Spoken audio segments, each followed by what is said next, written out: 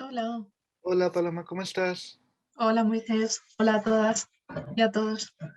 Muy bien, ¿qué tal? Bien, estábamos hablando de ti, curiosamente. Acabamos de ver el vídeo de la RAE, hemos puesto el extracto de toda una vida. Entonces, como te dije, lo que pensaba era hacer una pequeña introducción, luego te daré la palabra y los estudiantes han escrito las preguntas, entonces tendremos una conversación con ellos de forma natural, ¿vale? Qué guay. Eh, Como ustedes saben, Paloma Chen es poeta, es periodista, acaba de ganar el premio L de Lírica el 2020, ¿verdad? Y lo recibió en la RAE el pasado mes. Es la creadora del serie documental Crecer en un chino, y también colabora con la plataforma Tusanaje, que es una red de chino-descendientes en países de habla hispana, principalmente en Perú, pero también en España y otros países, ¿verdad? Sí, Eh, Paloma tiene una obsesión con las palabras, como ella misma ha dicho, y bueno, realmente no quiero tampoco coger mucho tiempo porque prefiero que ella misma hable un poco y que tengamos una conversación de forma más natural. Únicamente decir que tuve el placer de colaborar con ella de invitarla a la serie de eventos Pensando Sibania. Y cuando el año pasado también tuve la ocasión de invitar a Susana Ye, que ella misma me dijo, me refirió a el trabajo de Paloma a través de la serie de Crecer en un chino. Humildemente Susana dijo que era mejor que su propio trabajo, pero creo que ambos trabajos tienen una conversación muy interesante entre ellos. Y bueno, muchas gracias Paloma por estar aquí. Y nada, tienes la palabra como quieras. Puedes hacer una presentación larga, pues algo más corto, como tú prefieras. bueno, pues muchas gracias Moisés por invitarme y muchas gracias a todas y a todos los que estáis hoy aquí. Bueno, muy brevemente, ¿no? Soy periodista y bueno, un poco las palabras de la compañera, ¿no? De Susana, pues realmente yo cuando hice crecer en un chino, era mi trabajo de fin de grado, ¿no? Es el trabajo con el que yo me gradué en periodismo y lo presenté ahí en la universidad y cuando hice la propuesta, em, en la redacción, ¿no? En los antecedentes, yo puse literalmente recoge el espíritu del documental Chiñoles y Bananas de Susana Ye. O sea, yo descubrí ese documental cuando empecé a estudiar periodismo, básicamente, y empecé a seguir el trabajo de Susana activamente. Y, yo ya pensaba que yo tenía, que Crecer en un chino tenía que ser de alguna manera una secuela, ¿no? De Chiñoles y Bananas, no una secuela, sino actualizarlo, ¿no? Y de hecho yo pienso que se tiene que seguir actualizando y hay otro documental también muy interesante que se llama Chino Capuchino y que está en YouTube y también os lo recomiendo muchísimo. Y bueno, aparte, como ha comentado Moisés, pues aparte de mi trabajo periodístico, que se ha centrado un poco en tratar temas de migraciones, temas de racismo, todo que tiene mucho que ver con mi vida personal, pues también empecé un trabajo de escritura creativa, de literatura, de poesía. Y bueno, la verdad es que estoy muy contenta, ¿no? A partir del premio que he ganado. Es un premio muy pequeñito realmente. Lo que pasa es que yo creo que el hecho de que yo hable mucho de mis experiencias, ¿no? Como persona, como hija de migrantes, pues al final eso sí que a lo mejor ha llamado la atención, ¿no? En ciertos círculos poéticos de aquí de España que no están como tan acostumbrados a tratar estas temáticas como pueden ser en otros países. No me voy a extender mucho más realmente porque nada, quiero escucharos a vosotros y que tengamos una conversación. Muchas gracias. Yo quería empezar con una pregunta para empezar a abrir la conversación en relación a lo que acabas de decir de cómo el hecho de escribir todo sobre tus experiencias ha sido una cosa que en España es nueva. Has hablado acerca de tus experiencias tanto en la poesía como a través de la voz de otras personas en el corto perdón, en los documentales de Crecer en un Chino. Mi pregunta es, todo este proceso conlleva un autoanálisis y un proceso de introspección psicológica bastante grande. Entonces, ¿crees que la literatura te ha abierto las puertas a explorar esto? ¿O crees que ha sido un poco al revés, que el autoanalizarte es lo que te ha llevado a la necesidad de expresarte? Imagino que van unidas, pero no sé. Van totalmente unidas. Claro, yo siempre he sido una amante absoluta de la introspección y la reflexión y la literatura. Y siempre llevé a cabo como esa reflexión a lo largo de mi adolescencia, y diría que en general el tema identitario siempre fue algo que me atormentó mucho, la verdad, cuando era adolescente. Pero diría que ese análisis y toda esa reflexión que yo llevaba en solitario nunca llegó a ninguna conclusión ni a nada que mereciera la pena hasta que lo puse en plural y en comunidad, y hasta que conocí a otras personas que se encontraban en situaciones no idénticas, pero muy parecidas y con las que resonaban muchas cosas similares. Y eso sucedió a partir del viaje a China que hice en 2017, que estuve un año, de 2017 a 2018. Y ahí conocí a Rodrigo Campos, que es el fundador de Tusanaje, y él es peruano de ancestros chinos. Es decir, realmente él y yo somos perfiles muy, muy distintos, ¿no? Pero el hecho de que yo con él pudiera conversar acerca de muchas de mis inquietudes personales hizo que reflexionara mucho también acerca de cómo yo podía enfocar de manera tanto periodística, porque en ese momento yo estaba mucho más enfocada a periodismo, también porque yo, aunque siempre he sido muy amante de la literatura, yo pensaba que sería imposible que yo me metiera en el mundo literario. Pero Rodrigo estaba en el mundo literario, él además es director de teatro y dramaturgo, y me ayudó, la verdad, en muchas cosas. Entonces, bueno, yo creo que crecer en un chino fue mi manera. Muchos de mis amigos me decían, estás haciendo un trabajo sobre ti, básicamente sobre tu persona, pero como es periodismo, es decir, que en periodismo tú tienes que entrevistar a otras personas y todo, pues estás contando tu historia a través de otras, ¿no? Y yo decía, no, ¿qué va? Pero si esto es periodismo puro y duro, objetivo al máximo totalmente. Pero, por ejemplo, yo entrevisté a personas chinas, personas españolas de origen chino, jóvenes, que muchos no tenían para nada las mismas dudas o inquietudes, o no habían hecho jamás ese proceso de reflexión acerca de su identidad, no de manera tan profunda como yo he hecho siempre, ¿no? Y entonces, desde personas que me dijeron, porque algunas personas les había mandado las preguntas de antes, ¿no? Para que pensaran y tal. Una persona recuerdo que me dijo, estas preguntas parecen hechas por una persona que tiene muchas dudas identitarias, ¿verdad? Y yo pensé, claro, claramente, ¿no? O sea, esa soy yo. Luego, mucha gente que sí que había pensado acerca de estos temas, y como digo, muchas personas que dijeron que era a lo largo de la conversación, ¿no? Era como, ostras, pues es verdad, pues nunca había pensado en esto, ¿no? Entonces, bueno, lo de la poesía también fue una manera de que de repente me vi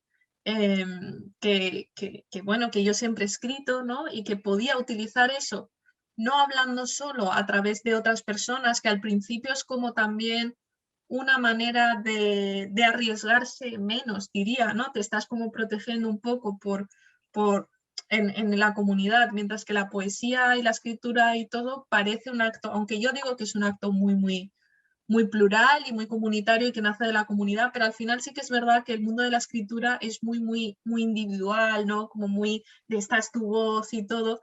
Entonces, una sensación de exposición muy extraña que estoy viviendo mucho estos últimos meses y que está resultando abrumadora, ¿no? En ocasiones. Este es un buen momento para decir que eh, estoy muy contento con las preguntas que han escrito los estudiantes, porque una de las cosas que les pedí fue que no intentaran necesariamente psicoanalizarte o hacer preguntas muy relacionadas con tu experiencia personal, sino con lo que tu poema estaba diciendo. Y realmente han hecho preguntas bastante buenas. Creo que John sí puede empezar con una pregunta que ha hecho. Eh, John sí. Mi pregunta es, ¿cuándo te diste cuenta por primera vez que querías ser escritora y cuál fue tu primer trabajo? Mm, Ay, qué pregunta más difícil. Es que van a ser todo preguntas así que van a tener como muchos matices, porque claro, ¿en qué momento me doy cuenta de que quiero ser escritora? Mm, a mí siempre me ha gustado escribir, ¿no? Y lo que ha pasado siempre es que yo no me he imaginado nunca no haciendo otra cosa que no fuera escribir realmente. Es decir, porque no, a mí, la percepción que yo tenía de mí hace muchos años era que no había nada que se me diera bien, además de escribir, que era lo que mejor se me daba, ¿no? Entonces, mmm, de adolescente, además diría que también hubo una mezcla de que me empecé a interesar por ciertos temas y ciertas series de televisión que involucran superhéroes como Superman, que recordemos es periodista, y cosas así que hicieron que me decantara porque, bueno, y también hay muchos escritores, ¿no? Que son periodistas también y que han sido periodistas. Entonces, para mí era una manera, ¿no? Era una vía. Y además recuerdo, no sé en qué libro, pero yo me acuerdo mucho de que leí una novela, ¿no? Donde había una conversación entre un padre y una hija y la hija le decía, quiero ser novelista.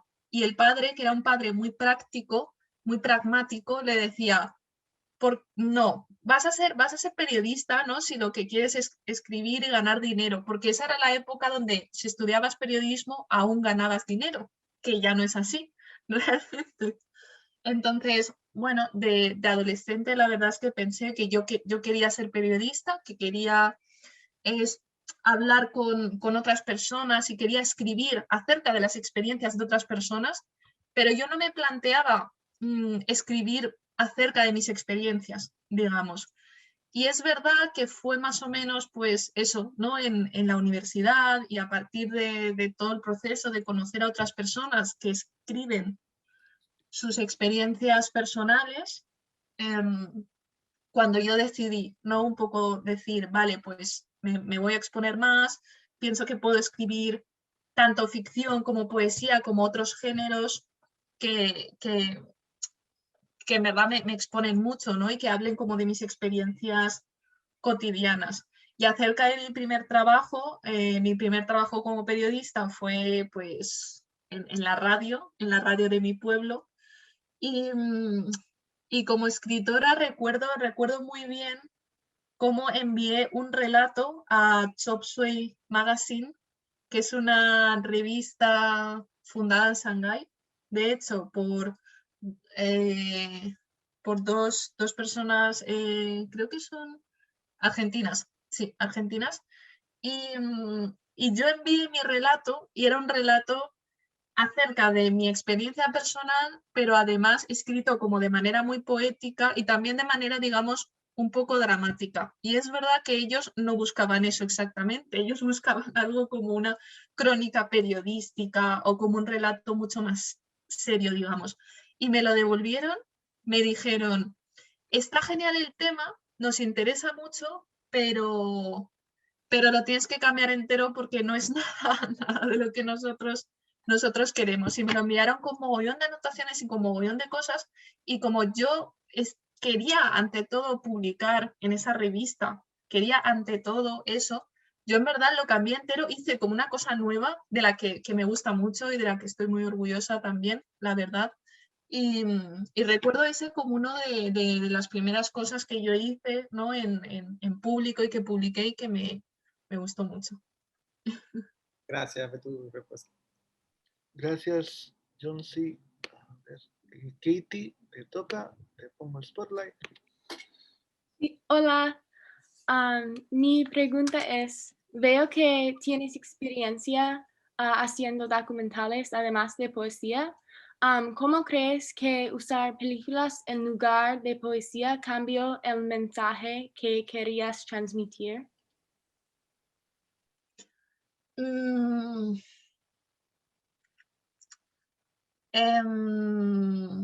yo a veces me lamento un poco de que yo cuando iba a estudiar periodismo, ¿no? Yo pensé, hay varias opciones. Me puedo mudar a Madrid, a la capital, y estudiar periodismo y audiovisuales, porque yo entonces ya pensaba que el periodismo, las historias se transmiten muy bien en el lenguaje audiovisual, ¿no? A través de películas, a través de documentales, pero finalmente no pude hacer eso. Entonces mi carrera era sobre todo de escribir. A mí me interesa también mucho el cine, y entonces yo hacía, además de lo que nos enseñaban en la carrera y todo, sí que cursos de documentales y todo ese tipo de cosas. Aunque mi prioridad siempre ha sido escribir, yo lo que creo es que en el caso concreto de Crecer en un chino, que sería el único realmente documental que yo he hecho, es que es muy cercano. O sea, diría que es muy cercano, ¿no? Es decir, tú ves esas entrevistas y entre que son entrevistas que son claramente de una persona que está empezando, ¿no? Porque no es que a nivel de calidad técnica, digamos, esté fantástico, pero da una sensación, yo creo, muy de cercanía. Y mi prioridad absoluta era que la gente dijera, vale, esto es casi como si yo estuviera teniendo una conversación, ¿no? Con esa persona, que estuviera yo como metiéndome un poco, ¿sabes? Yo creo que un problema muchas veces acerca del tema de la objetividad, ¿no? Es que yo creo que ha habido cierta creencia, sobre todo antes, de que hay que ser, de que no te puedes mezclar, ni juntar, ni involucrar, porque tienes que ser lo más objetivo posible, te tienes que alejar para ver toda la situación. Y en verdad, yo nunca he creído en eso, porque directamente yo en periodismo en concreto me interesaba hablar de lo que le importa a mi comunidad y de lo que me importa a mí también como persona. También está esta famosa frase de el periodista es esa persona que está todo el rato convenciendo a los demás de que les importe lo que a ti te importa, las causas que a ti te importan, ¿no? Entonces, bueno, en ese sentido yo creo que el lenguaje audiovisual llega mucho, es muy conmovedor, ¿no? Y como digo, es cercano, ¿no? Yo creo que es una mirada que dices, ostras, ¿sabes? Y aparte, no sé, las preguntas, todo, ¿no? Cómo está enfocado. Mi objetivo era que tú te sintieras muy dentro de cierto contexto y que fuera íntimo, ¿no? Digamos. A diferencia de eso, la poesía realmente es otro lenguaje y hay muchísima gente que no le interesa la poesía. O sea, la poesía no tiene tanto público al final, ¿no? Y se mueve mucho en determinados contextos y también desafortunadamente hay dinámicas muy elitistas y muchas cosas, ¿no? Muchas cosas así. Entonces, bueno, creo que son lenguajes distintos, ¿no? Y que se pueden utilizar de maneras diversas. Creo que es muy interesante lo que comentas en tema de la objetividad, porque realmente el momento en que tus compañeros durante la carrera si es como entendido, te decían la idea de que estás hablando sobre ti misma en el periodismo. Es como que, como que se exigía que hubiera una objetividad sin implicarte no emocionalmente, sino sin implicarte personalmente en el proyecto. Y creo que dentro de la academia también es algo que suele ocurrir, que se dice don't fall in love with the subject of study, no te enamores de tu objeto de estudio, y se busca una objetividad que muchas veces es compleja, porque mismo muchas personas trabajamos tesis que están directamente relacionadas, es un autoanálisis directamente, en una manera u otra. Totalmente. Kevin, ahora entramos vamos a girar un poquito con Kevin. Buenas, es un gusto conocerte, Paloma. Am, Aquí tengo una pregunta. ¿Cómo ha afectado el hecho de incluir racismo en tu poesía? ¿Has visto algún retroceso? Porque la mayoría de las veces de la gente odia hablar del racismo en casi como así quisieran esquivar la bala en estos días por el temor del castigo o por decir algo mal.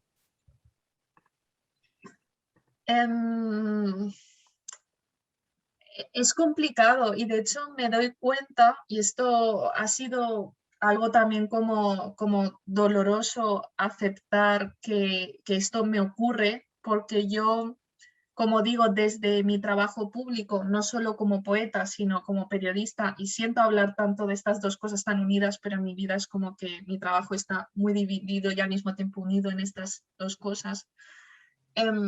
Siempre tuve claro, ¿no?, que yo quería hablar de racismo porque es algo de lo que no se habla y que es muy importante y que yo y muchas otras personas pues lo hemos vivido, ¿no? Es decir, es algo que nosotras en nuestro colectivo, en nuestra comunidad, cuando nos sentimos seguras, cuando sentimos que no está el ojo, la mirada blanca ahí, hablamos, o sea, es un tema que está ahí.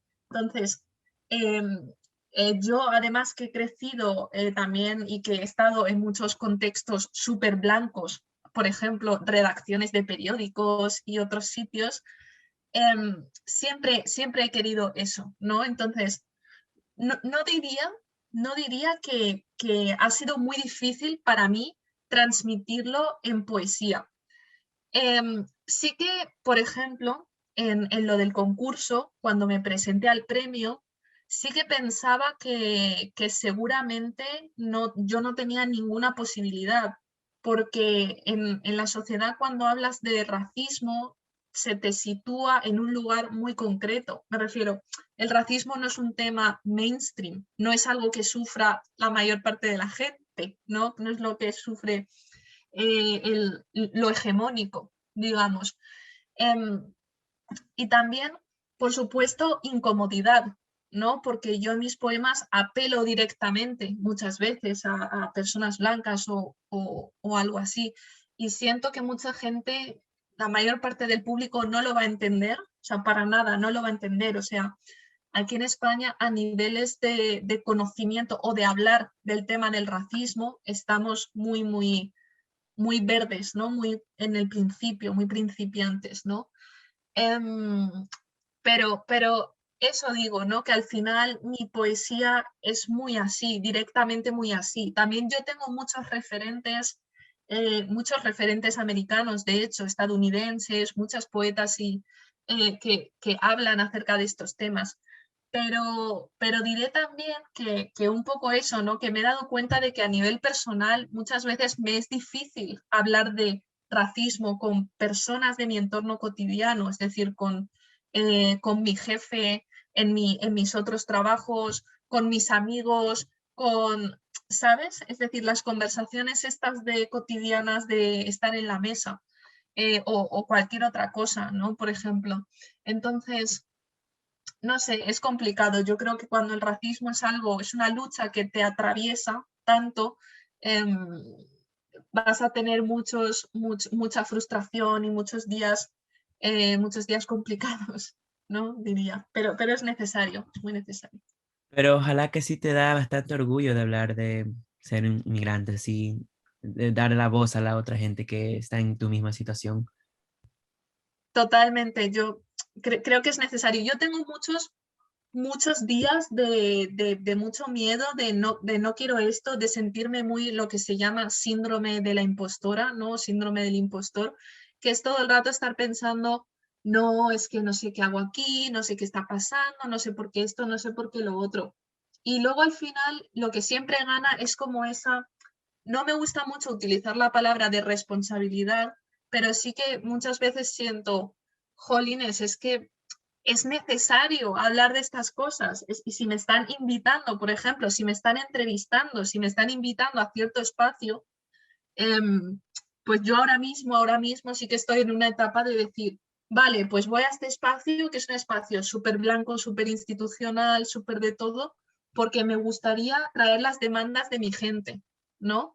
Pero, pero bueno, yo creo que siempre estoy pues pensando ahí, teniendo mucho cuidado con todo. Muchas gracias, qué bueno. Vamos, Aquí. vamos a volver a este tema porque has comentado la idea de llamar la atención dentro de tu poesía, de llamar la atención personalmente, como la idea de llamar la atención a hombres blancos, al mismo tiempo has llamado la atención a Pérez Reverte dentro de tu poesía, lo cual es una de las cosas que a mí me hizo aplaudir cuando lo estuve viendo. Entonces vamos a volver más adelante porque hay preguntas al respecto, pero quería dar ahora la palabra a Jet. Hola. Hola. En Colorblind dice, hoy los chicos blancos caminan por senderos 1000 veces pisados por mis antepasados. Ya no nos engañáis, sois conquistadores de otros bajo el apodo de ciudadanos del mundo. No veis blancura, no veis colores, no me veis. Me encanta este pasaje porque habla sobre el complejo del Salvador Blanco, así como los problemas que enfrentan los asiáticos. ¿Cree que esta invisibilidad es un síntoma que se puede curar con movimientos como el Stop Asian Hate?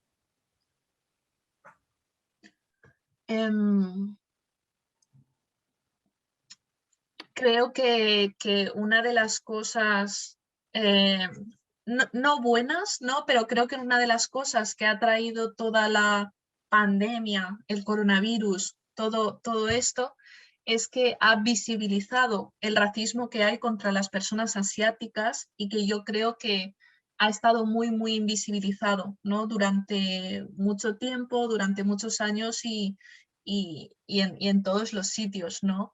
Yo creo que me han hecho mucho esta pregunta, ¿no? De repente, con el coronavirus, hay racismo contra las personas chinas y en verdad lo que yo siempre digo es que yo como persona china que ha estado aquí 20 y mis padres 30 años aquí, es que siempre ha habido racismo, pero ahora con el coronavirus se ha hecho más explícito o se ha hecho más descarado, ¿no? Mucho más directo.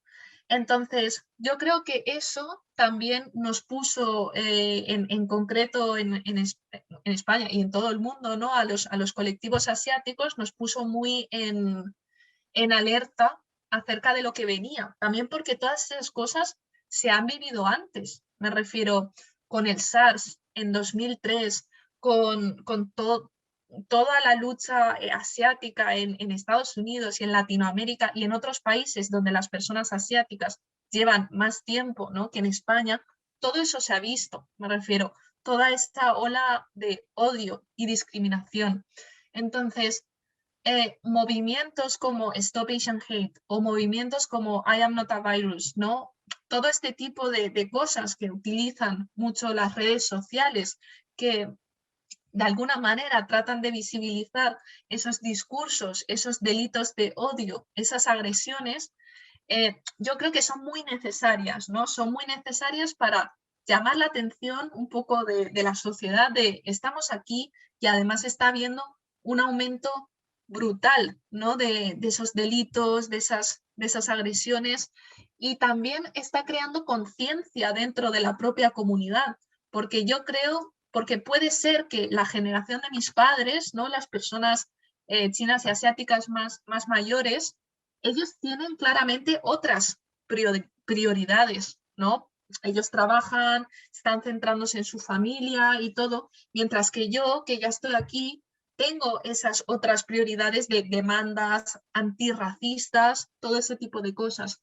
Pero ¿qué pasa? Que con la visibilización de esto y de movimientos como Stop Asian Hate, también las generaciones más mayores y también la gente en los países asiáticos se está concienciando cada vez más, se está creando una conciencia, una comunidad, un movimiento. Y yo creo que eso es súper necesario y es imprescindible, ¿no? Creo que va a ser imprescindible, la lucha es imprescindible porque no nos van a regalar nada al final, ¿no? Y creo que es muy importante que estemos organizados y que nos apoyemos entre todos los colectivos racializados, además, y bueno, eso diría que es lo positivo, ¿no? que nos deja todo esto. Ok, Luis. Hola, un gusto. Un segundo. Te doy el spotlight. Hola. Pero, Entonces, mi pregunta, en los videos y en tus poemas hablas mucho sobre las palabras y el lenguaje. Entonces, en su poema Cabezas de Serpiente menciona abraza la Real Academia Española. No sé si es literalmente o metafóricamente, pero de igual forma, ¿crees que lo más importante en el proceso de adaptación cultural es el lenguaje? El español es el único idioma que es monitorizado. ¿Crees que la manera en la que hablamos debería ser modificada a lo que ciertas normas institucionales quieren que sea? Como mi principal herramienta, ¿no? Bueno, el lenguaje es una herramienta básica al final para todas y para todos, ¿no? Y yo siempre he estado muy preocupada por él, pero directamente porque en mi familia, mis padres, al hablar chino y hablar español, pero no muy bien, y yo al revés, al hablar español, pero hablar chino no muy bien, siempre he estado pensando acerca de las limitaciones del lenguaje, acerca de cómo nos es tan difícil expresar de manera exacta las cosas que sentimos, ¿no? Pero yo sí creo que bueno, también el hecho, ¿no? de hablar distintos idiomas también te da un poco esa perspectiva, ¿no? De que piensas distinto cuando piensas en distintos idiomas, de que, no sé, esto que a veces dicen, ¿no? De te sale otra personalidad, hablas más bajito, hablas, ¿sabes? Un poco todo ese tipo de cosas. Entonces, la poesía... a la poesía le encanta hablar de la poesía, ¿no? Entonces a mí me encanta en mis poemas hablar del lenguaje. Creo que el lenguaje, al ser una herramienta tan básica y que están en el colegio todo el rato machacándonos con las reglas y con todo eso, yo creo que debería ser más amplio, debería ser más creativo, digamos. Entiendo que obviamente en determinados contextos, en muchos contextos, ¿no? Los contextos de las ciencias sociales, las leyes, se necesita un lenguaje como muy preciso, ¿no? Aunque esos ámbitos, madre mía, necesitan un proceso de descolonización absoluto, o sea, el ámbito de la economía y del derecho necesita ahí mucho trabajo. Entonces, bueno, en general yo creo que el problema es que hay muchas personas, muchos colectivos, mucha gente que no se siente representada por el lenguaje, por las definiciones que están recogidas en la Real Academia Española, por las reglas, ¿no? Y encontramos mucha hipocresía o mucha incoherencia en el hecho de que la RAE, la Real Academia Española, ella misma no sabe qué es, porque a veces dice que es prescriptiva, es decir, a veces dice que ellos están dictando las reglas, supuestamente, y a veces dice que no, a veces dice que es descriptiva, es decir, que solo recogen, ¿no? Es decir, si en la definición de chino, bueno, si buscáis la definición de chino en la RAE, hay muchas cosas y además muchas cosas muy racistas. Y si dicen, no, es que estamos recogiendo cómo hablan ahora las personas.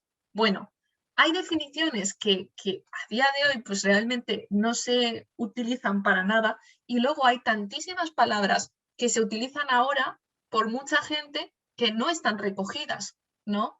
Entonces, un poco critico eso, ¿no? Y en general simplemente la poca flexibilidad y la poca apertura de mente, ¿no? Que tiene la gente. Y yo creo que el arte y la poesía tiene mucho que ver con eso, tiene mucho que ver con liberarnos del peso también de las palabras, liberar las palabras de esas definiciones y crear nuevas palabras.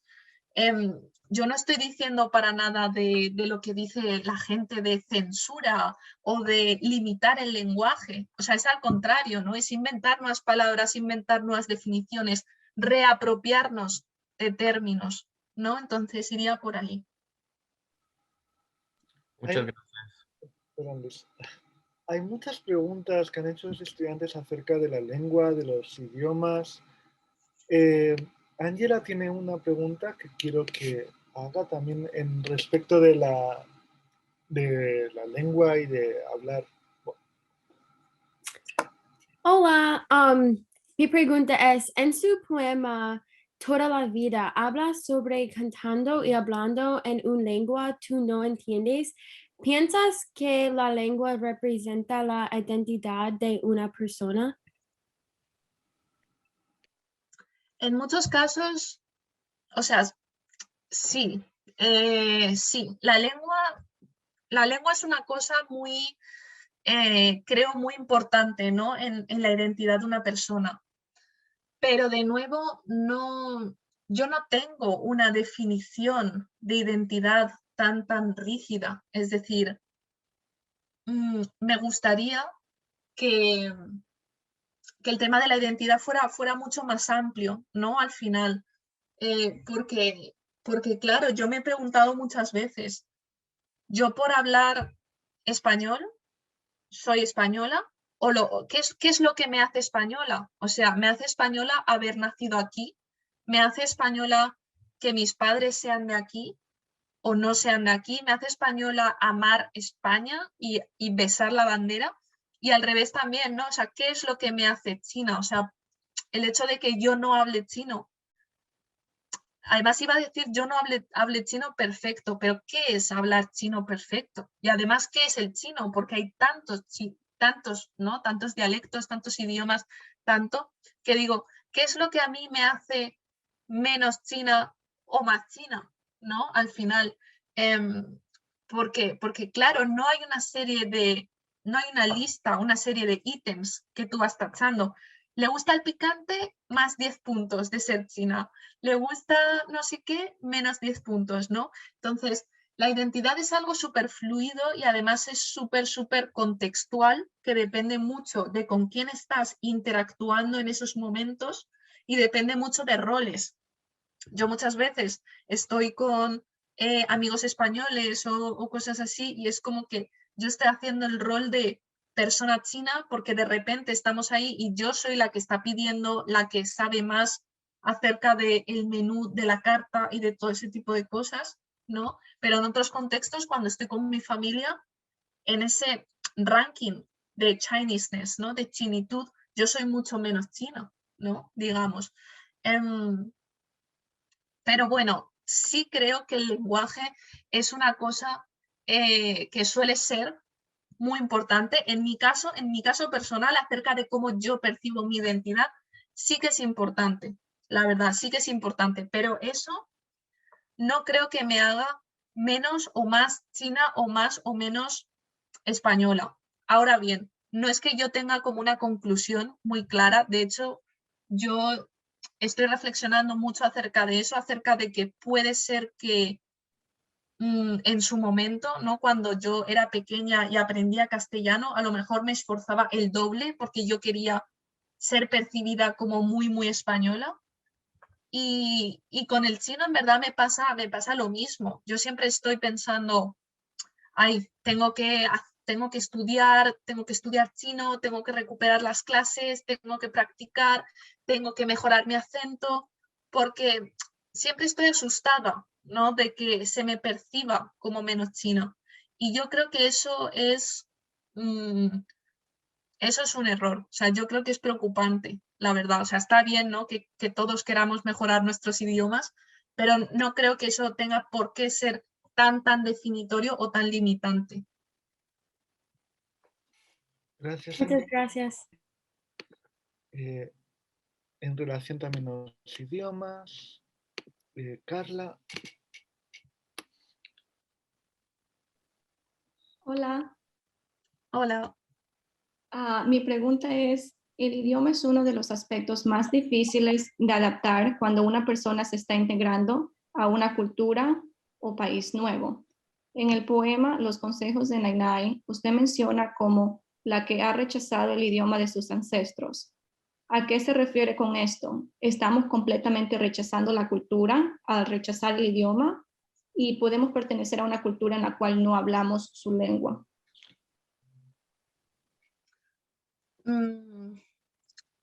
Claro, yo creo que cultura, lengua, identidad son cosas que sí están muy, muy relacionadas, ¿no? Entonces, yo en mis poemas, cuando hablo muchas veces de rechazar el idioma, sí me refiero a rechazar cultura, a rechazar costumbres y a rechazar cierta identidad. También porque me baso mucho en mis experiencias personales y como digo, yo esto pues eso no es una como teoría exacta y no sé cómo lo vivirán otras personas, pero en mi caso personal sí que en su momento yo rechacé, ¿no? el idioma de mis ancestros. Y claro, pero bueno, rechazar también es una palabra un poco ambigua, ¿no? Digamos que todo lo que a mí me suponía cuando era pequeña era mucho dolor, porque yo sentía que no pertenecía, ¿no? Que no pertenecía a España, pero que tampoco pertenecía a China, que no pertenecía a mi familia, ¿no? Entonces mi identidad estaba muy, muy diluida. Es biográfico, no es autobiográfico el hecho de que no puedo comunicarme bien con Nainai, ¿no? Con mi abuela, porque ella ni siquiera habla chino mandarín, que es el idioma que yo sí hablo. Y claro, eso es extraño, ¿no? Porque cuando pienso acerca de mi identidad y pienso acerca de quiero ir a China o quiero ir a estudiar chino mandarín, en realidad esa no es que sea, por eso yo me pregunto, ¿no? Acerca de qué es la cultura china, porque hay muchas culturas chinas, ¿no? Y mis padres, por ejemplo, son de una región donde se habla un idioma totalmente distinto, donde la cultura de ahí la perciben como una cultura súper local y súper diferente del resto de la cultura china. Y yo sé prácticamente cero, ¿no? De ahí. Yo sé más como de cultura china, digamos, en general y también con una mirada muy, muy extranjera, muy desde el exterior, ¿no? Entonces, sí, básicamente respondiendo un poco a tu pregunta, sí, en mi caso personal, ¿no? Sí que pienso que en mi historia siempre lo he visto como muy, muy ligado, ¿no? Pero también al mismo tiempo como una cosa que yo he lamentado mucho, pero que al mismo tiempo siento que tampoco es que pudiera suceder de otra manera. Me refiero, son cosas que pasan por cómo está hecha la sociedad, ¿no? Por el hecho de que yo, para poder integrarme totalmente en la sociedad española, en la cultura española, que era lo que yo más anhelaba, lo que yo más deseaba antes, era como imprescindible, ¿no? En plan, es el precio que tienes que pagar. Por ponerte el caso de mis padres, ellos llevan 30 años aquí, se puede decir que están muy, muy integrados a nivel laboral, a nivel económico, a nivel de la vida de aquí, pero ellos, al no dominar el idioma, sí que es verdad que les dificulta comunicarse con personas españolas de aquí, ver la televisión de aquí, leer los periódicos de aquí y todo ese tipo de cosas. Entonces, es muy complicado, ¿no? Yo creo que si te quieres integrar totalmente en un sitio, sí tienes que saber ese idioma, pero supongo que el problema siempre está en integrarse y al final desintegrarse, ¿no? O sea, asimilarse totalmente, ¿no? Y que pierdas, ¿no? Como todo ese tipo de cosas. Ahora bien, sí que es verdad que tampoco me gusta verlo tan negativo, ¿no? Como decir, guau, yo he perdido tanto, porque también en mi propia narrativa me gusta decir que también he ganado mucho, ¿no? Que también se gana, ¿no? La expresión está en inglés de lost in translation, ¿no? Dijo Salman Rushdie que no es solo perder con la traducción, también puedes ganar algo, ¿no? Con la traducción. Gracias. Gracias, Carla. Voy a intervenir con una pregunta que me ha surgido. Comentabas acerca de los distintos dialectos chinos y las distintas de cómo tus padres vienen de una región concreta de China. Si no me equivoco, es de Wenzhou. Sí. Y por lo que tengo entendido, o sea, hay como el 70-80% de la comunidad china en España provienen de Wenzhou o de Xinjiang, que está muy cerca. Sí. Bueno, muy cerca dentro de las... Sí, todo pertenece a la provincia de Zhejiang al final, está cerca. Entonces, mi pregunta es si en ese sentido la idea de diáspora china en España se ha creado, ¿ha habido alguna idea de creación en base a grupos migratorios y de una idea comunitaria por ayudarse unos a otros o al venir de las mismas regiones? ¿O dirías que es más por el sentimiento identitario de pertenencia o no pertenencia a España? En tu caso, concretamente, más que una idea de la generación de tus padres.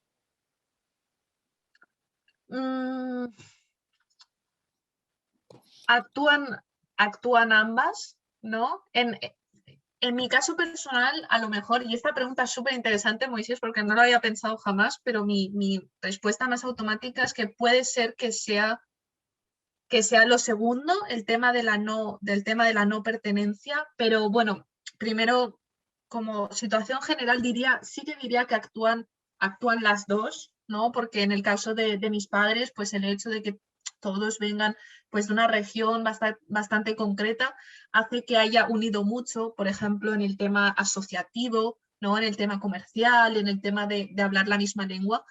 Aún así, bueno, sí, Wenzhou y Xinjiang están como muy cerca, pero sí que es verdad que se diferencia bastante en el sentido de que Wenzhou es como más ciudad y Xinjiang es como más rural, y entonces eso también crea muchas jerarquías y muchas disputas también entre las personas chinas.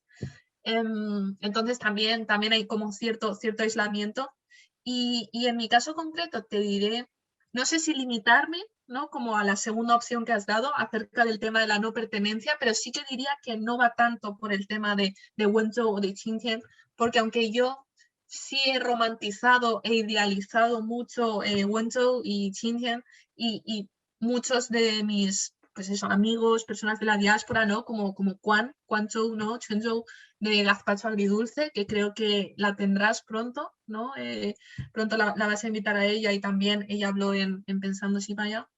Bueno, vamos a leer la novela gráfica, pero no va a venir. Vale. Pues ella, por ejemplo, es de Xinjiang, o por ejemplo, si habéis visto la entrevista a Chen Zhen en Crecer en un chino, él es de Wenzhou y él habla mucho él habla de una cosa muy interesante, ¿no? Porque él nació en Madrid y él ha ido poquísimas veces a Wenzhou, pero Es decir, él si está en Wenzhou, yo no creo que él tenga como sitios súper especiales o que él sea como una persona que digas, wow, esta persona, o sea, no.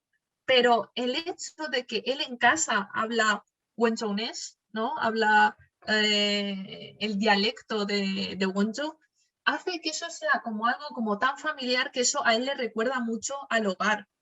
Pero a mí eso no me pasa porque aunque mi familia sí habla en wenzhounés, yo no entiendo wenzhounés porque a mí no me enseñaron wenzhounés, a mí solo me enseñaron sino mandarín, ¿no?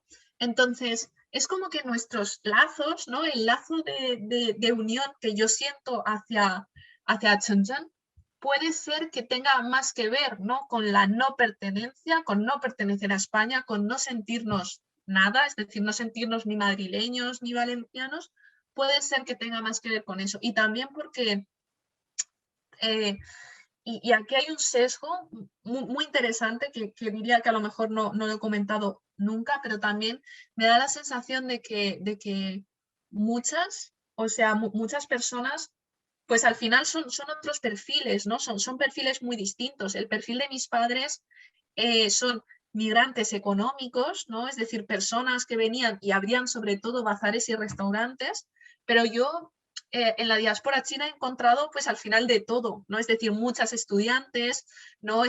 Artistas, profesores, traductores, gente que al final no venía solo de Xinjiang o de Wenzhou, y sí que es verdad que aunque es minoritario, es gente que está muy activa, ¿no? En determinados ámbitos, como puede ser el ámbito artístico o el ámbito literario, ¿no?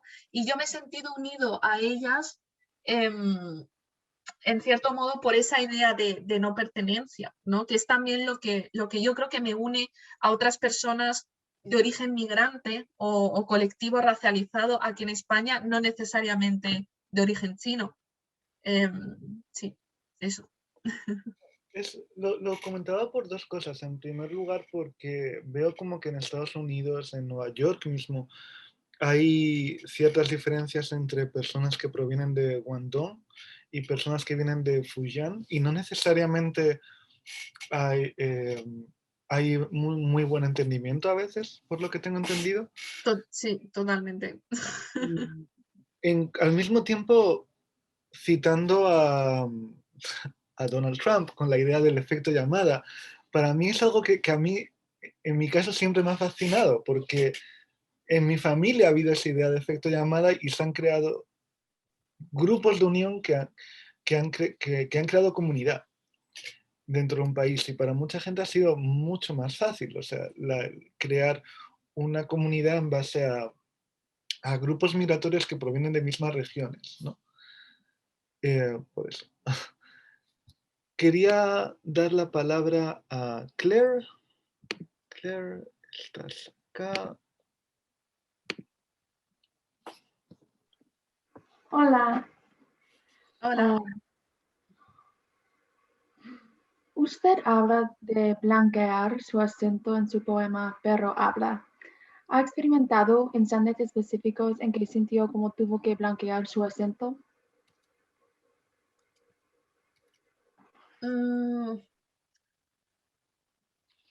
Bueno,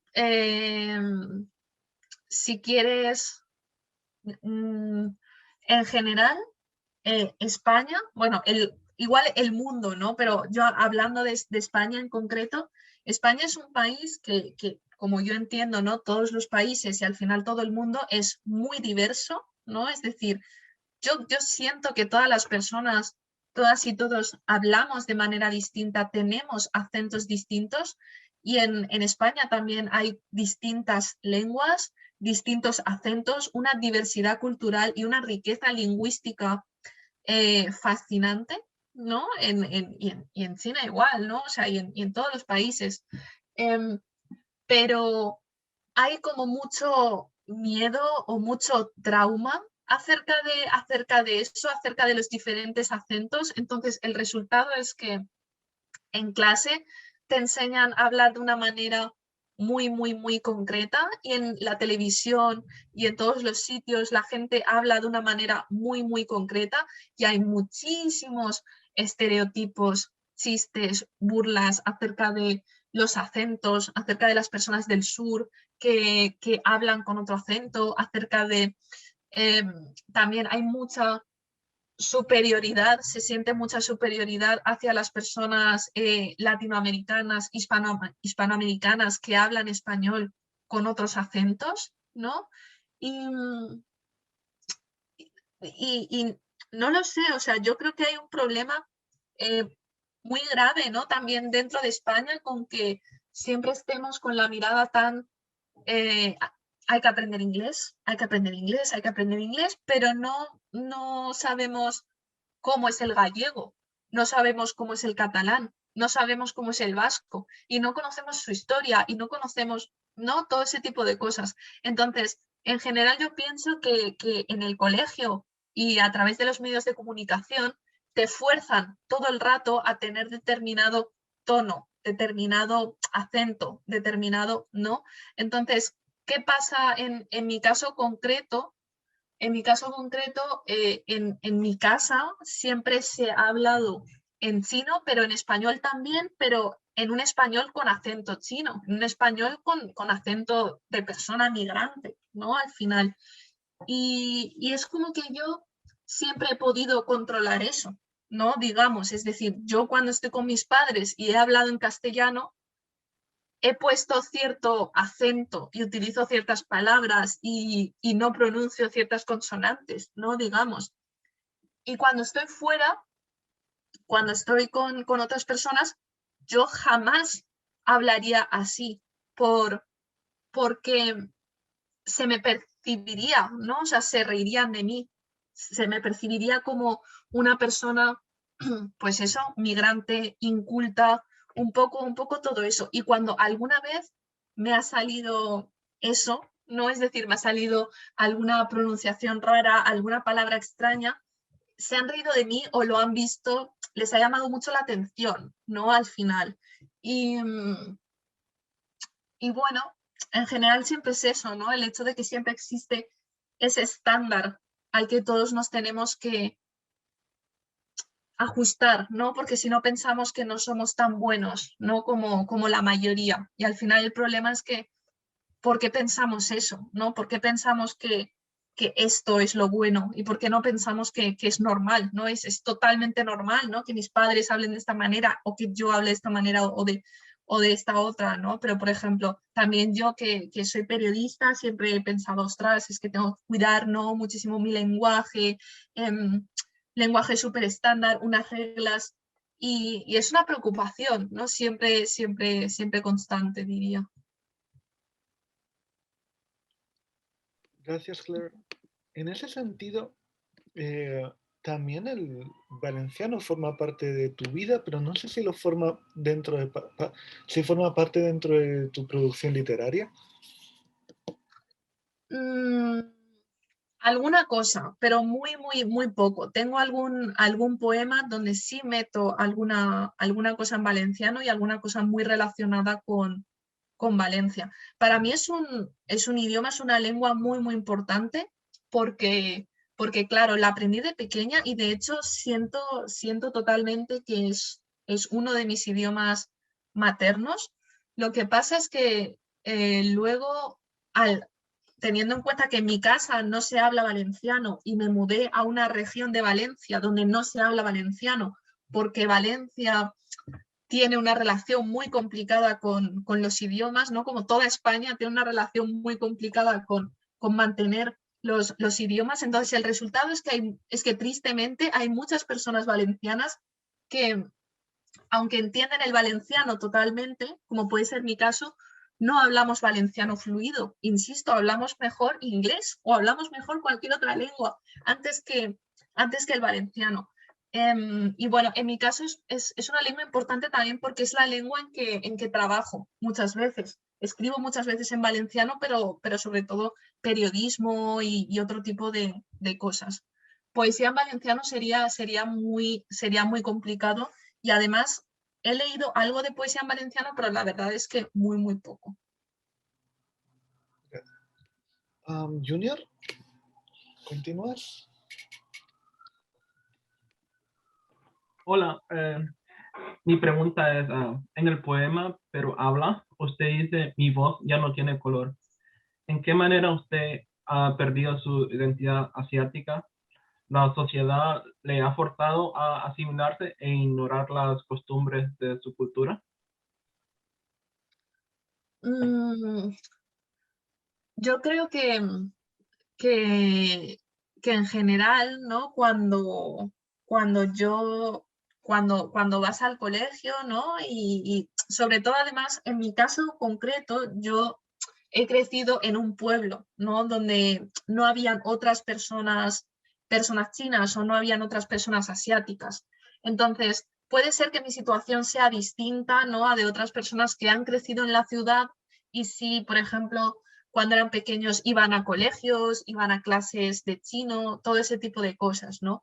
En mi caso yo no tenía eso y sobre todo en mi caso es que yo, mis únicos referentes, al final, o sea, las únicas personas a las que yo quería parecerme, ¿no? Eran personas españolas, ¿no? Eran personas que no tenían un poco lo que me pasaba a mí y que no me gustaba, que era que de repente entras en casa y todo cambia. Es decir, es otro idioma, otra manera de ver la vida, otras costumbres, otras cosas.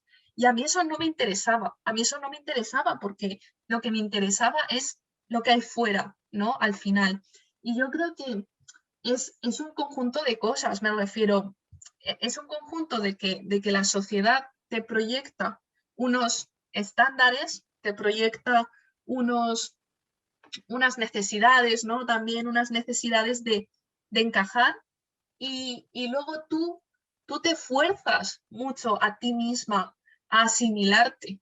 Entonces, yo había tomado decisiones totalmente conscientes de, pues no quiero seguir aprendiendo chino, no quiero seguir comiendo comida china, no quiero hacer estas cosas que hacemos en casa.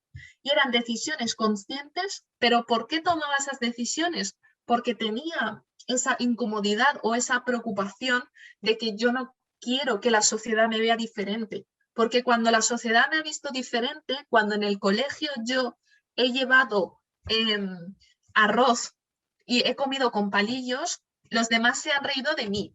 Y cuando he llevado una ropa un poco diferente, los profesores se han reunido y han dicho, qué gracioso, mírala con esta ropa, vamos a hacerle muchas preguntas que se sentirá muy, muy cómoda, ¿no? Esta niña pequeña. Entonces, todo ese tipo de cosas, ¿no? Yo creo que, que hay muchísimos mecanismos por los que son los que te hacen, ¿no? Que no quieras ser como tu familia, digamos, ¿sabes? No quieres eso, porque lo que ves es que tu familia está mal vista, es que tu familia es la familia china del pueblo, es que enciendes las noticias y las personas chinas son mafiosas o son sucias y tú no quieres eso. Entonces, directamente yo no quería eso, ¿no? Yo quería lo otro. Entonces, es una mezcla, ¿no? La sociedad te lo impone y tú, cuando tú bueno, eso, ¿no? La sociedad te lo impone y en determinada etapa de tu vida, pues tú lo aceptas y lo abrazas y dices, pues quiero asimilarme, aunque obviamente en ese momento tú no eres consciente de que esa asimilación probablemente no es lo que tú querrías, ¿no? Del todo. Gracias, Junior.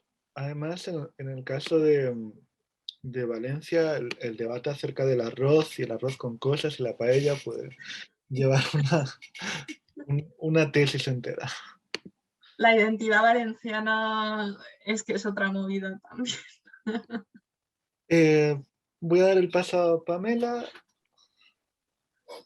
Hola, mi pregunta es, en Pero habla, usted usa el recurso de la repetición en varias formas, con palabras, por ejemplo, habla, y con frases enteras también. ¿Tiene algo que ver con el proceso de aprender un idioma, con la importancia de practicar por la repetición para poder dominar un idioma?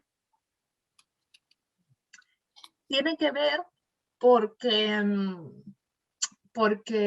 a ver, tiene que ver, pero matizaré que cuando escribía el poema, sobre todo muchas partes, ¿no?, de la repetición, es también, yo estoy tanto hablándome a mí misma como imaginando, ¿no?, que yo le hablo a mis padres o que mis padres me están hablando a mí, ¿no? Y es un poco como decir, pero habla, ¿no? Habla, porque con decírtelo una vez, tú no vas a hacer caso, generalmente. O sea, te lo tienen que decir varias veces, ¿no? Para que te hagan caso. Entonces, a nivel de significado sí tiene que ver por ahí. A nivel de más bien efecto literario o efecto estético, yo en general utilizo mucho las repeticiones, ¿no? Esto no sé si tiene exactamente que ver, ¿no? Pero cuando escribo poesía, es verdad que mi poesía bebe mucho también del slam y de la poesía hablada y de la poesía oralizada, ¿no? Es poesía bastante hecha para ser recitada, ¿no? Digamos, muchas veces. Entonces, también los espacios, ¿no?, que coloco en ese poema de pero habla, todo eso, a veces a mí también me ha ayudado, ¿no?, a marcar ciertos silencios cuando he recitado o a marcar como dar más énfasis, ¿no?, en ciertas cosas. Entonces, bueno, serían todos estos motivos. Gracias. Muchas gracias. María. Hola, señora Chen. En los vídeos con Yue Fu y Julio Jensen, ellos mencionaron cómo importantes los políticos de España son en sus vidas. Ustedes mencionaron la revolución cultural en el poema Cabezas de Serpiente. ¿Cuáles son las similitudes de los políticos de España con los chinos y este poema?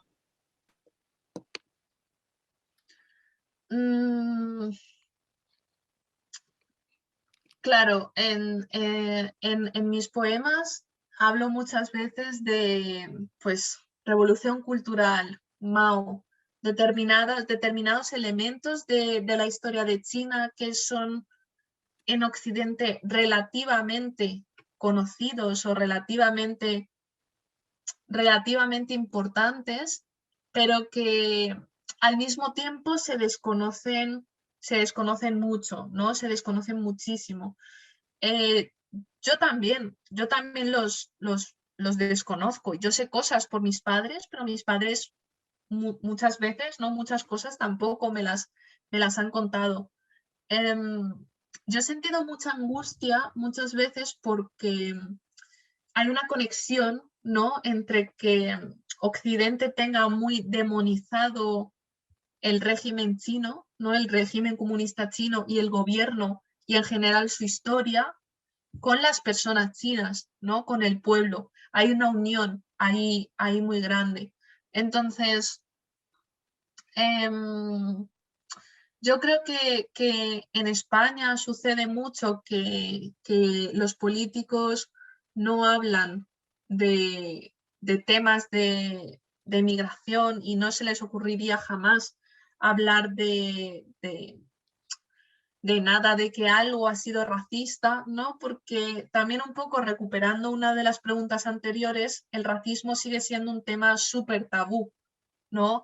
Es como que en España, pues eso, no vemos colores, no vemos razas, no vemos nada de eso, ¿no? Entonces, aquí los políticos en España hablan cero acerca de esos temas y muchas veces en los últimos años, de hecho, pero el documental cuando se hizo, de hecho, el partido político Vox aún no estaba en auge.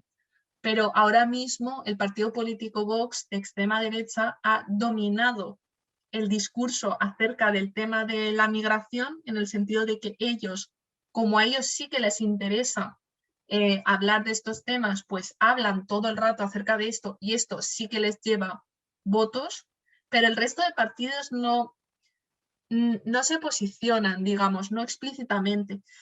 Y si se posicionan, siempre es es de manera que para mí es pues racista e injusta, pero ellos nunca pensarán no acerca de eso, siempre es militarización de fronteras, no vamos a cerrar las fronteras, la seguridad, ¿no? La seguridad política y todo ese tipo de cosas. Y también lo que en Estados Unidos se ha estudiado como la minoría modélica, ¿no? También la utilización, ¿no? Del colectivo asiático, de decir, los chinos sí que, o sea, los chinos no nos dan problemas, es decir, las personas chinas sí que están aquí, ¿no? Para trabajar y para todo ese tipo de cosas, y el resto de personas no, ¿no? El resto de personas son criminales, el resto de personas migrantes son criminales, ¿no? Todo ese tipo de cosas. Entonces, bueno, yo creo que hay que hacer una crítica muy fuerte, ¿no? A que los representantes políticos que tenemos en España no encajan, no sé, la verdad es que los colectivos migrantes, que tenemos muchas demandas y una agenda como muy clara de prioridades y de resolver la ley de extranjería, ¿no? Que hay ahora mismo, todo ese tipo de cuestiones, pues para la agenda política de este país es un tema totalmente secundario, ¿no? Muchas gracias. Vale, la otra pregunta que te comenté, la pregunta, bueno, la segunda. Sí. Bueno, doy paso a Luis, pues.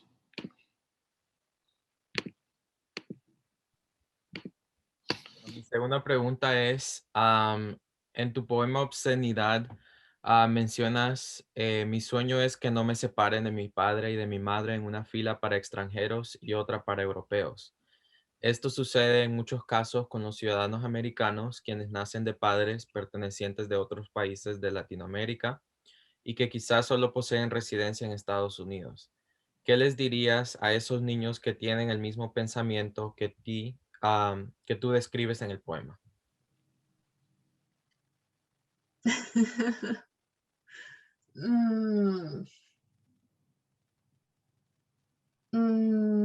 Complicado.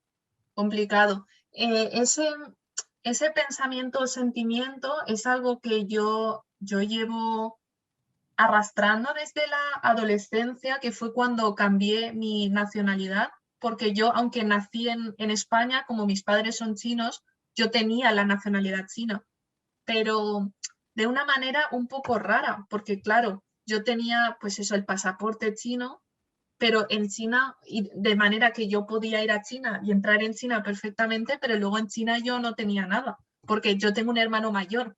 Entonces mis padres pues tuvieron a mi hermano en China, pero luego no me podían tener a mí y fueron a España, ¿no? Por la política del hijo único y todo ese tipo de cosas.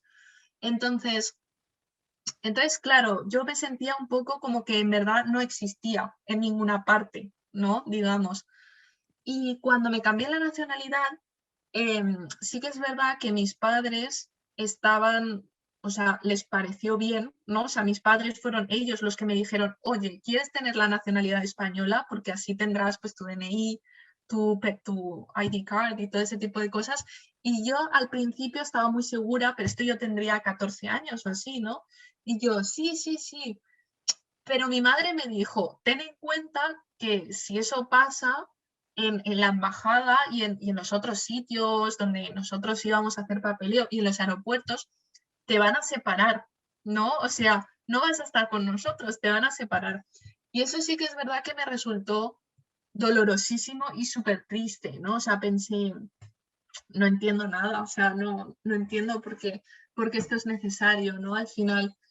Y solo diré que me he acostumbrado, ¿no? Ya está, ¿no? Que me he acostumbrado.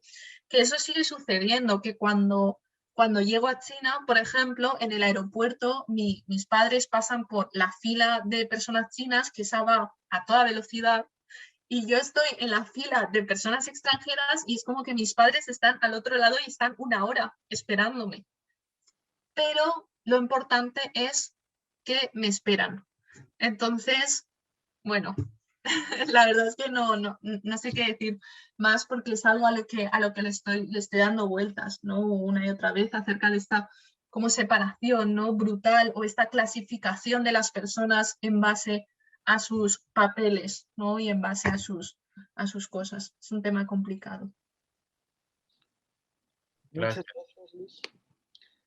Bueno, tenemos unos 15 minutos, no quiero tampoco abusar mucho más del tiempo de Paloma. Entonces, quería ver si alguno tiene alguna pregunta que le gustaría hacer, que no ha podido hacer. Podría solo levantar la mano con el botón. Y lo mismo si Mary Kate, si Rosie, si Daniela quieren hacer alguna pregunta, podrían decirlo.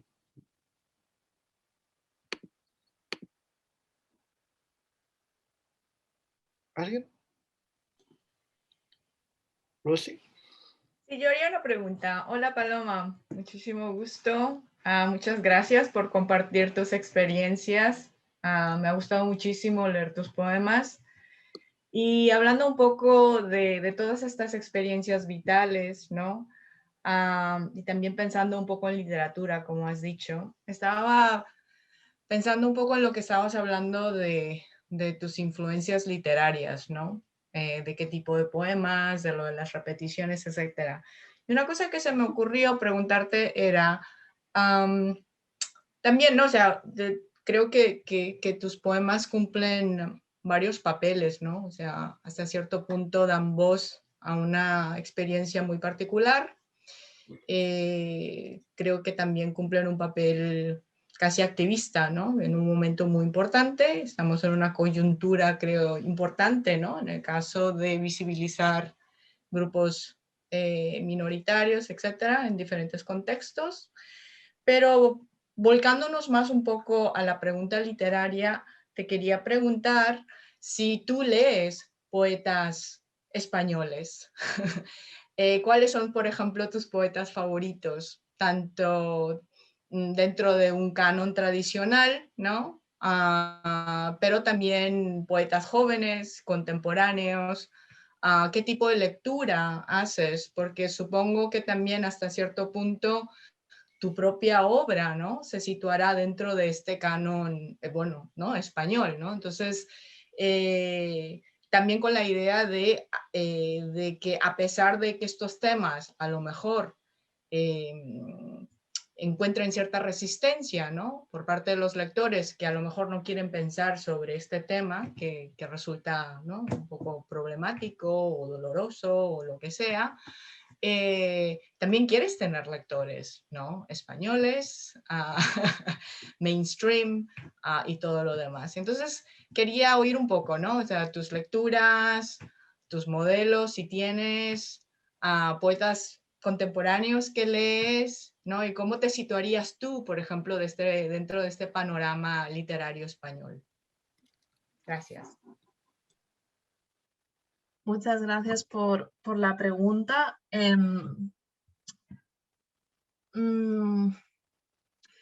Me parece difícil precisamente porque claro, incides en el hecho de que dé nombres, ¿no? Y de que hable como de influencias concretas de la poesía española. Yo diré que concretamente de la poesía española realmente no tengo tantas influencias. Sí leo a algunos poetas españoles jóvenes, como puede ser Angelo Nestore, bueno, aunque él es italiano de hecho, pero él escribe en español. Y Berta García Faet, por ejemplo, que ella es de Valencia. También está Enrique Falcón, pero él realmente no es joven, él es bastante mayor entonces, bueno, no leo a tantos poetas jóvenes españoles. Diré que mi incursión en la poesía española ha sido, es extraña, ¿no? Es muy extraña. Y acerca de que quiero tener lectores, es extraño porque honestamente no conozco el mercado literario español para nada.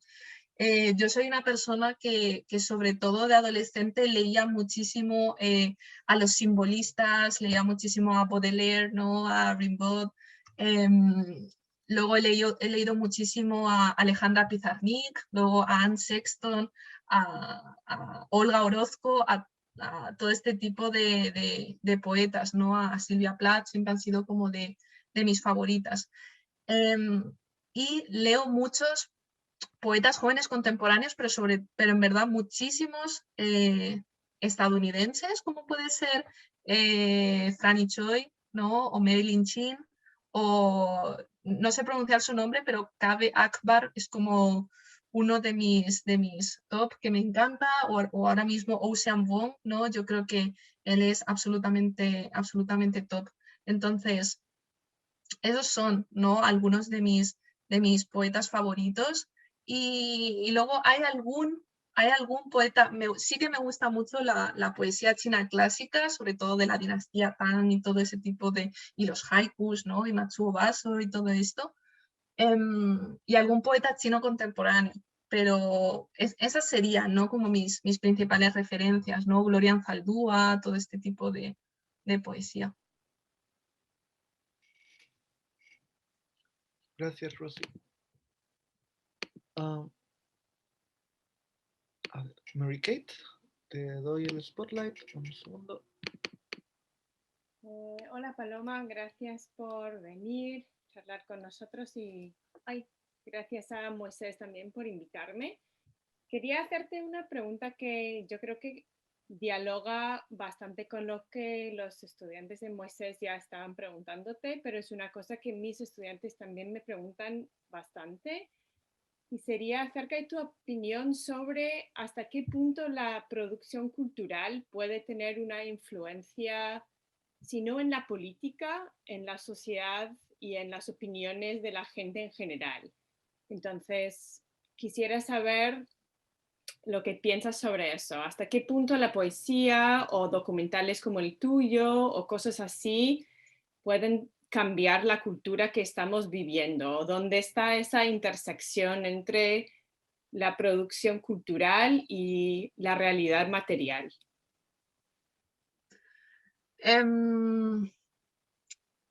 Yo creo que el arte y la producción cultural lo pueden todo, realmente lo creo, porque si no, no haría lo que hago, ¿no?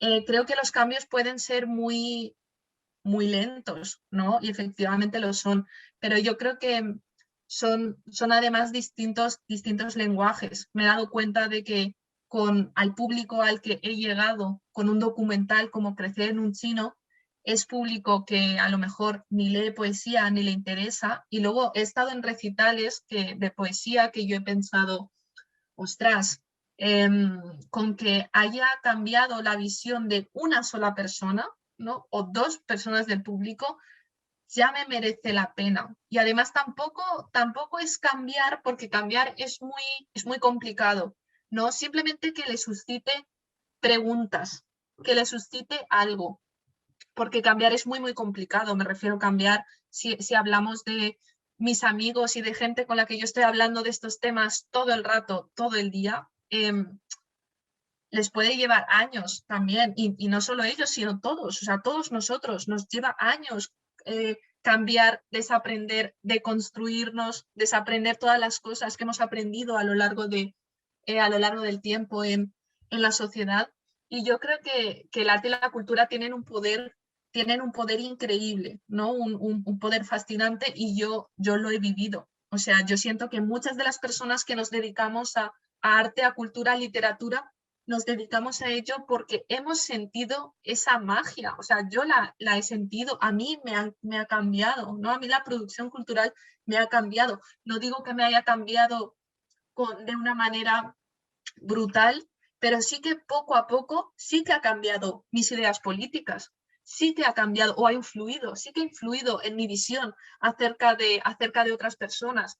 Entonces, yo creo que sí que es verdad que en general, ¿no? En la industria, si hablamos del mercado literario, si hablamos de todo esto, es muy difícil, ¿no? Es muy difícil vivir de la cultura, es muy difícil vivir de la literatura, ¿no? Pero yo creo que es imprescindible que si tú, que lo tengas en cuenta, ¿no? Como herramienta más, como herramienta poderosísima. Yo soy activista y yo soy una persona que piensa que puedes utilizar todos los lenguajes y todas las herramientas que tienes para para conseguir esas cosas, ¿no? Y también una pregunta que se hace mucho y que se discute en el arte desde el principio de los tiempos es acerca de la politización del arte, acerca de si el arte, acerca de si es superior un arte que es más puro, que es apolítico, que no tiene todo este tipo de ideas y que tiene mucha objetividad. O sea, yo lo único que puedo decir es que yo soy esto, es decir, yo soy... aquí entramos en otro debate, ¿no? También acerca del valor, ¿no? De las obras, pero en mi caso, en mi poesía y en todo, o sea, los temas que trato en mi poesía están directamente ligados con lo que yo soy. Entonces para mí es muy, a mí sí me motiva, ¿no? Digamos que yo sí que pienso, ostras, yo creo que con la poesía, hablando de estos temas, yo creo que sí que puede cambiar o sí que puede influir, ¿no? la visión en algo, pero por supuesto no es lo único. Me refiero, no es lo único. Está la lucha organizada, está el acceso al poder político, o sea, hay millones de cosas, pero yo creo que puedes utilizar todas las herramientas, ¿no? Y luego, volviendo a lo de la politización del arte, pues yo conozco muchísimas personas, muchísimos artistas que van mucho del discurso de que el arte no tiene por qué ser político, ¿no? Es decir, no tienes por qué tener una intencionalidad detrás de decir, voy a hacer una película para visibilizar esto. No tienes por qué. Y de hecho, a muchísimas personas les gusta mucho más que el mensaje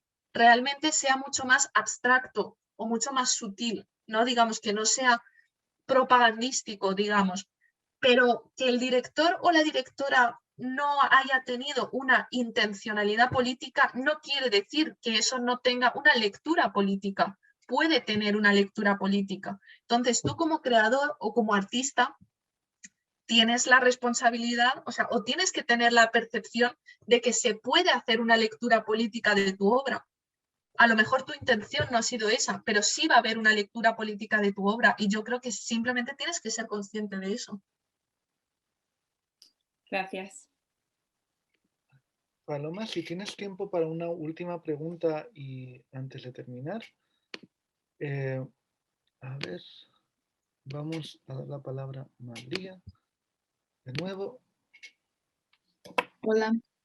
En algunos de sus poemas a los temas sexuales mencionaron y durante el video con Yue Fu, ello habló sobre de la diferencia entre de los chinos en China y los españoles con romance y el sexo.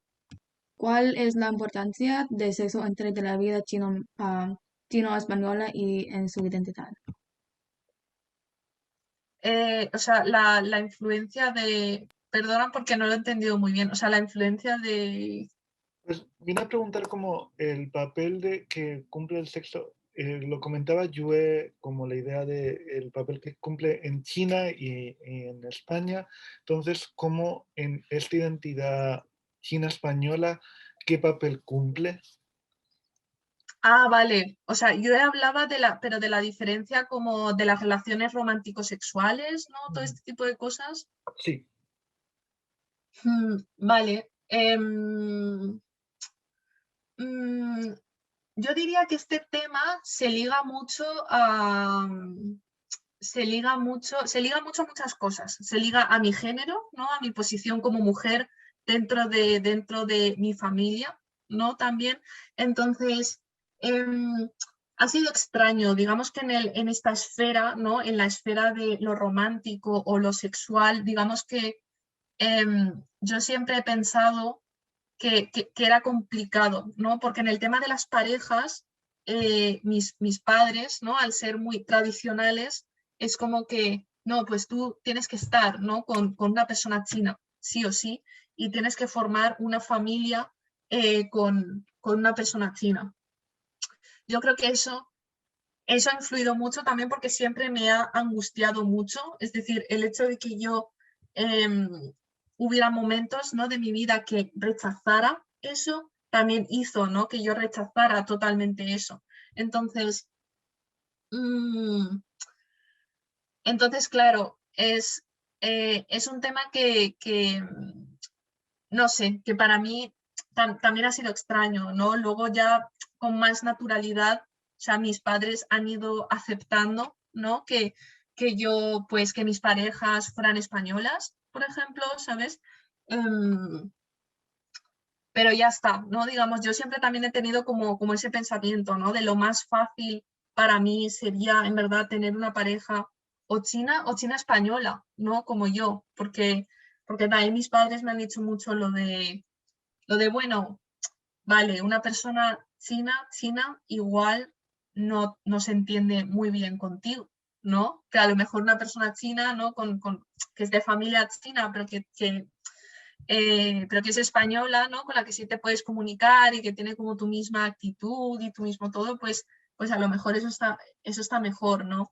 Y sí que he pensado muchas veces que una pareja china facilitaría las cosas en general, ¿no? Facilitaría mi vida, facilitaría todo, ¿no? Pero al final yo creo que eso es una decisión como muy, muy, muy individual, ¿no? Digamos, bueno, claro, en Occidente es una decisión muy individual, mientras que en China es una decisión muy, muy colectiva, ¿no? O muy que tiene mucha relación con la familia, ¿no? Entonces, digamos que al final yo he optado por lo más individual, ¿no? Y eso es como una cosa muy, muy personal, ¿no? Porque mi hermano mayor, ¿no? Por ejemplo, que él sí que nació en China, pero él vino aquí muy pequeño, pues ha decidido, ¿no? Todo lo contrario, ¿no? Y él sí que sigue más como los cánones o como las tradiciones o como ese tipo de cosas, ¿no? Entonces, bueno, yo creo que influye mucho, ¿no? Influye mucho, mucho en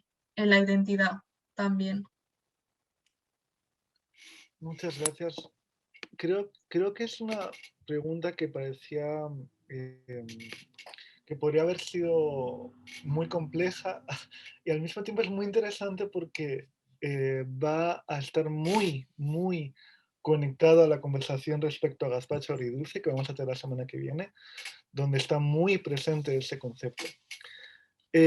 Vamos a terminar, pero me gustaría, antes de nada, primero, hoy no quería ponerme a mí el spotlight. Aquí está. Quería hacer una pregunta, quería intentar hacer una captura de pantalla a todos y al mismo tiempo quería agradecer muchísimo a Paloma por su tiempo, por estar aquí, por haber respondido tan amablemente a todas las preguntas. Vamos a seguir hablando de esto. Es algo que vamos a tener muy presente todo el tiempo. Y bueno, muchas gracias, Paloma. Pues nada, muchas gracias a ti y a todas y nada, un placer y preguntas súper interesantes, la verdad.